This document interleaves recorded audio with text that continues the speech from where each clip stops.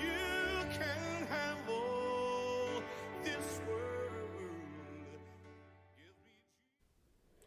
And good, bright, and beautiful evening, because I'm sorry I wasn't here this morning to do this, but we are actually moving to a little bit of a different format. I will be publishing these in the morning, but because we went through some changes today and there were some hiccups and everything this morning, we did not come out this morning. But we are actually starting a new thing, which I will talk about when we get into this a little bit more. But today, we are talking about Jacob's very odd breeding program from Genesis chapter 30. So stick around and let's find out, how do you breed sheeps and goats if you want them to be successful? Well, probably make God part of it, but there's some actual science behind Jacob's method. So stick around. I will be right back after this. You can have all this world. Give me Jesus.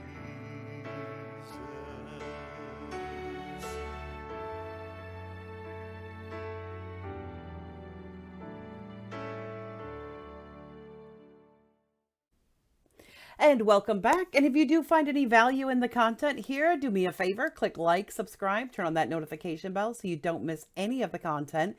And we are moving to a new format. We are no longer going to be doing lives in the morning. What we're going to be doing is I will be taping them ahead of time, because sometimes I get up at like 5 and 6 in the morning and I'm ready to go. So I'm going to tape them and then I am going to put them out every single day. And we'll still put them out at 8 o'clock so you can watch them like a premiere. So you can watch them live, and I will still be available to kind of talk through things.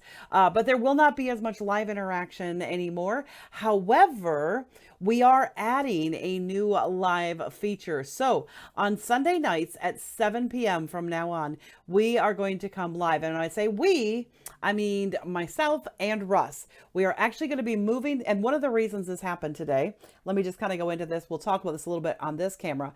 One of the reasons we're changing this is because we have found that our schedule has gotten a little bit crazy and a little bit mixed up with a lot of things. And so we want to be consistent in making sure that you get your Bible work every single morning. And so we're going to tape it as soon as we're available to tape it and make sure that it's out there for you. Sometimes we might tape ahead a little bit, sometimes we might not, and that's okay.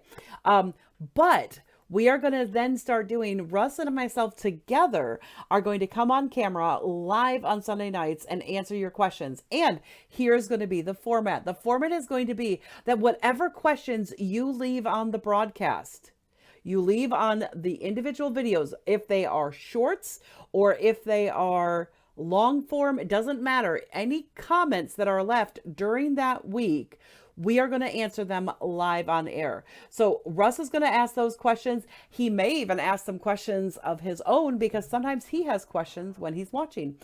So we are going to do that so that he's going to join me on camera so you guys can see both of us and interact with both of us. And I know I've talked about him a lot, but this way you actually get to see him.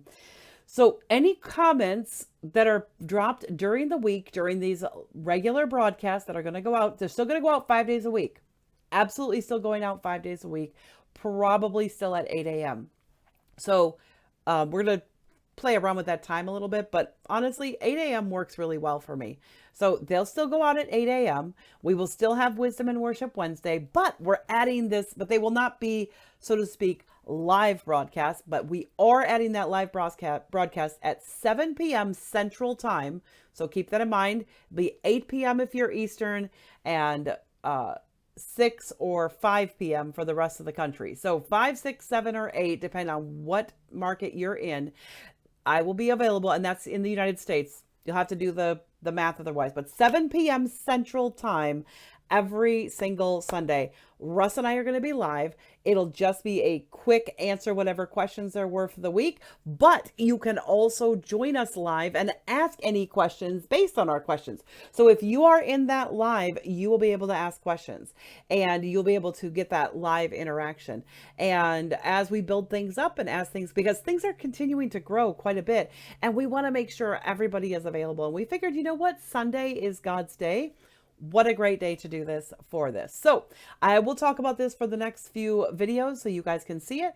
But every Sunday at 7 p.m., we are going live to answer your questions. And we are going to take some of the questions we've already received, but every week we get multiple questions. So why not do them live on air? And then we can cut them up as well into a little shorts so that you guys can see questions, answers, and things like that. So I'm really excited about this not new format. So I hope you can join us on Sunday nights at 7 p.m. for our live broadcast. And if not, just keep tuning in for the shorts, keep tuning in for the long form, which is still only like half hour, videos. But as a subscriber, you will get notified when we upload these. All right. But today we are in Genesis chapter 30, and we are halfway through because remember we talked about Jacob's children last time, and now we are talking about Jacob's odd breeding program. So let's take a look at this. Let's get into God's word today. So here we are. All right. And it came to pass when Rachel had borne Joseph that Jacob said unto Laban, send me away that I may go unto mine own place and to my own country. Give me my wives and my children for whom I have served thee, and let me go, for thou knowest my service which I have done thee.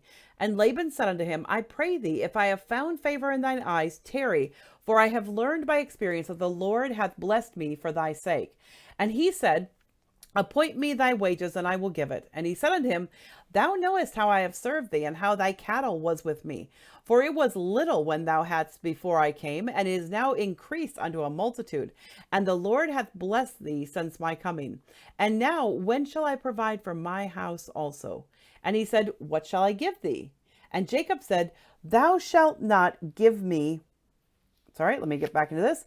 Thou shalt not give me anything of thou will do this thing for me. I will again feed and keep thy flock.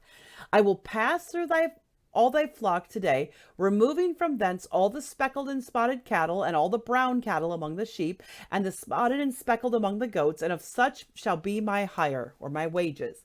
So shall my righteousness answer me, for in time to come, when it shall come for my hire before thy face, every one that is not speckled and spotted among the goats, and brown among the sheep, that shall be counted stolen with me. And Laban said, behold, I would it might be according to thy word. And he removed that day the goats that were ring-streaked and spotted, and all the she-goats that were speckled and spotted, and every one that had some white in it, and all the brown among the sheep, and gave them into the hands of his sons. And he sent 3 days' journey betwixt him and Jacob fed the rest of Laban's flocks. And Jacob took him rods of green poplar and of the hazelnut and chestnut tree, and piled white strakes in them, and made the white appear which was in the rods. And he set the rods which he had peeled or pilled before the rods in the gutters in the watering troughs, when the flocks came to drink, that they should conceive when they came to drink. And the flocks conceived before the rods, and brought forth cattle, ring-straked, speckled, and spotted. And Jacob did separate the lambs, and set the faces of the flocks towards the ring-streaked, and all the brown in the flock of Laban. And he put his own flocks by themselves, and put them not unto Laban's cattle. And it came to pass, whensoever the stronger cattle did conceive, that Jacob laid the rods before the eyes of the cattle in the gutters, that they might conceive among the rods. But when the cattle were feeble, he put them not in. So the feebler were Laban's, and the stronger Jacob's. And the man increased exceedingly, and had much cattle, and maidservants, and menservants, and camels, and asses. Now, let's go back to this, and let's take a look at what this is about, because this seems like a really, really odd breeding program. But let's explain a couple of things. We're going to find out more when we get into chapter 31. It does feel like a little bit in Genesis, especially this section where we're talking about Jacob, how it's almost like we hear a story and then later in the next section, we learn what that story is about. So we're going to learn more when we get into 31. But what I will give you, spoiler alert, is that Jacob actually was instructed by God on how to do this, because he talks about it later. But what he really did was he said, okay, so he struck up a deal with Laban. And he said, all right, Laban, I really need to go. Like, you know what? Rachel has a son for me. She's happier now. I want to go back to my family. I want to go back to my father's house. I want to go back to the land that God has promised me. And he goes, so what are my wages going to be? I've got my 2 wives, but I've still been working for you. So it's been like 20 years since this happened. Because remember, he's now got 11 children, and, you know, he had to work 7 years, and then he had to work another 7. And that was what gave him all of his children, was in that time period. And it looks like he was probably there about 20 years between when all of his children were born. He's got 11 children. That's a lot of kids in the span of like only 7 years. So it does not appear that any of them were born at the same time. So we're looking at least an 11-year span, maybe even longer. So he's been with Laban all these years. He's been there more years than he owed him. And he's working out, okay, what's going to be my wages? And he goes, I know. The not great. So here's the thing. Let's put this in context. The sheep and the goats that were speckled and weren't pure white or pure black or pure whatever, those are the non-preferred animals. They were considered the defective ones. They were considered the not so good ones. And so Jacob goes, you know what? Then remember, before Jacob ever came to Laban, he was a sheep herder. That's what he did back with his dad. He was a man of the plains, if you remember. And that refers to what shepherds were in those days. All right, a man of the plains. And so before Jacob ever came to work for Laban, he already knew about sheep. He already knew about breeding. He already knew about all this stuff. And that's why when he's with Laban, he's like, look, when I first came to live with you, you only had a few, and I've taken your few, and I have, in the past like 15 to 20 years, I have multiplied your flock. It's now a multitude. He's like, so, but how are we going to work out which ones are going to be mine? And Laban goes, yeah, this is a good deal. So he takes out and he says, okay, you get all the ring streaked and speckled and all of that. That's good. You can take all these speckly spotted, that's fine. He goes, and just to make sure, because they did know a little bit about genetics, just to make sure Jacobs weren't going to breed any more of them, he took all of the ring streaked and speckled out. Laban took them all out, took them and sent them off to a field with his sons. He took all of the speckled and stuff out and went off with them. Because Jacob's like, yep, I'm going to work for you at least another year here. So he took them 3 days away. So there is no chance of those speckled and spotted sheep being able to breed and make more for Jacob. And that's the idea. Laban's like, I'm just going to put them over there. We're not going to worry about breeding them. They'll be 3 days away. And Jacob's still working for me here. And I've got all the pure ones here. And Jacob's going to still work through a breeding process. So Jacob did. He absolutely did. And what he did was he took these rods that were of poplar. Let's see where we're looking here. Let's see here. He took him rods of green poplar and of the hazel and chestnut tree. All right, so 3 different types of rods. For years, people used to point at this and say, oh, this is some mystical, silly, stupid thing. And then guess what happened? Some scientists did some research. And do you know what they found out? They were like, oh, this is just, they put him before their eyes, and he made it sound like it was some mystical, oh, if the sheep see these sticks, they're going to produce these kind of, no, that's not what was happening. That's not what's happening at all. Jacob is peeling these sticks, and he's putting them, and he peels them. It says, he took rods of green poplar of the hazel and chestnut in verse 37, and peeled white streaks in them, and made the white appear which was in the rods. So what this tells us is that he took the bark off, or he cut down into the inside of the poplar and the chestnut trees and the hazel trees.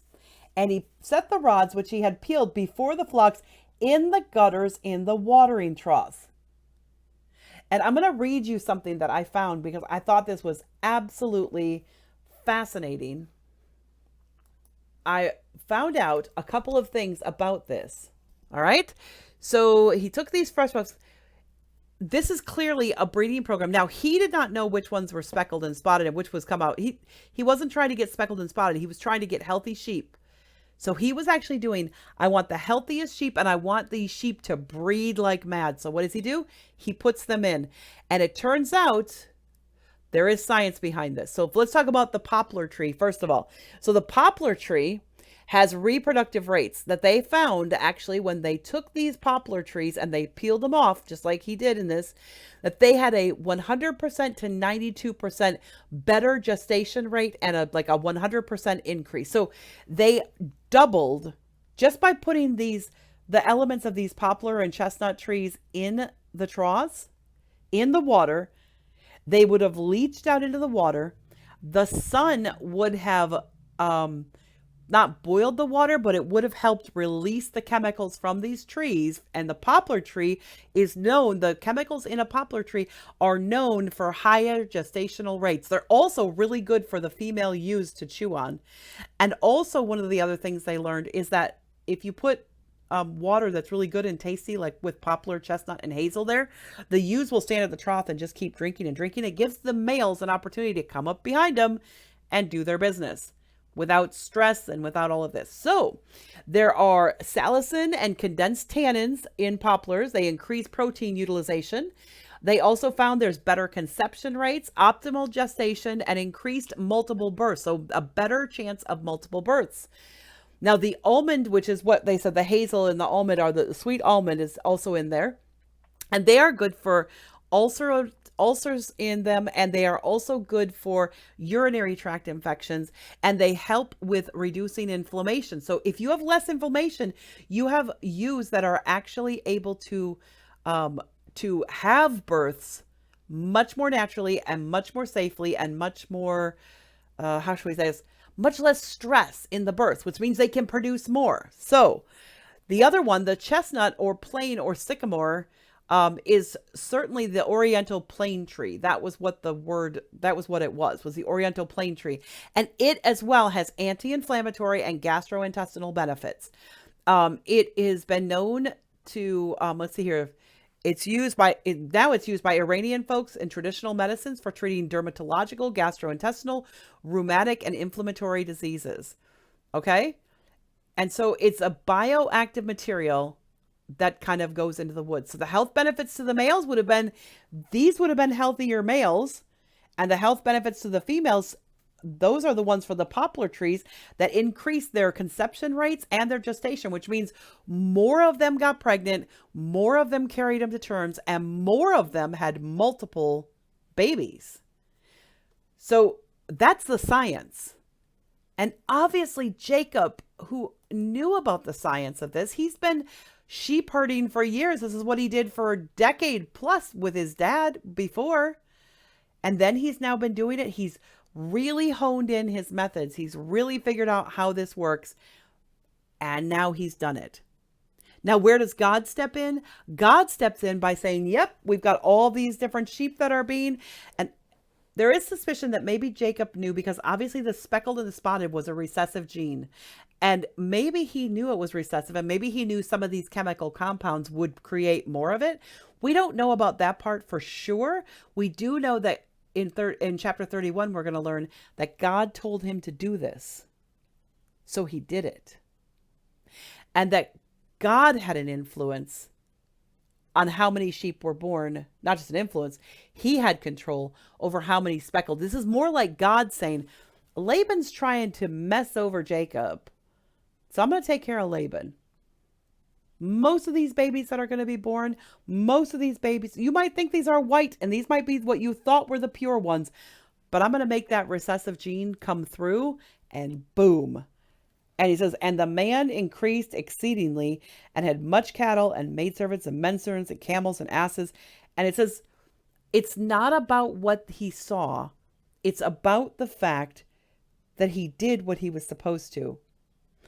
And he did not, he put the rods in front of the healthy animals so that more of the healthy animals gave birth to more animals. So honestly, he was just doing really good farm management and making sure that there were a lot of babies born, because it was like, this is my one last push. I want to take as many as possible with me.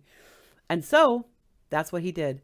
So Laban was trying to mess over Jacob by pulling out all the sheep with that recessive gene, thinking that if his sons, who weren't really sheep herders much, but they were okay at keeping track of them, But they sent them away with his sons and left Jacob with the pure flock, thinking, haha, yeah, he's not going to be able to get many more because now he's got to breed with only the pure flock. That'd be easy if he could do something, he could tamper with it if he had his own speckled and spotted, and maybe he'd just like do this with them. But you know what? God stepped in and said, nope, I'm blessing Jacob.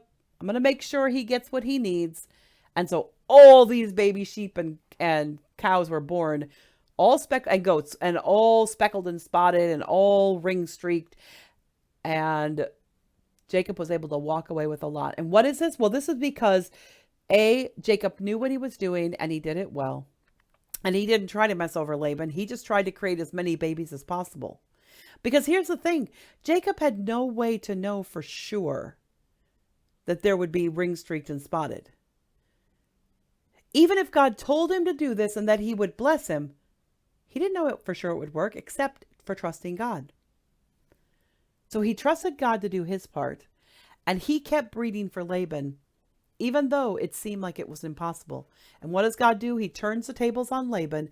He says, Laban's not going to get a lot of these. Most of these babies are going to be born ring-streaked and speckled, which means Jacob can take them with him. And he did. So I will see you tomorrow. I will see you next time with with where we go and what happens when Jacob takes off. So now we know Jacob's odd breeding methods, kind of crazy. And do make sure that you are joining us on, so if you have any comments, please, whoops, wrong one. If you do have any comments, please put them in the chat below. I absolutely want to hear your comments or your questions, because those are what I'm going to answer on Sunday at 7 p.m. Central Time. So Sunday night, Central Time, I will be answering comments and questions live. And to be honest, this is a format that my husband came up with, and we're both really pleased with this idea. So hopefully you can join us Sunday at 7. But anyway, I look forward to seeing you then for sure. And thanks for all your comments and suggestions here. And bye for now. You can have all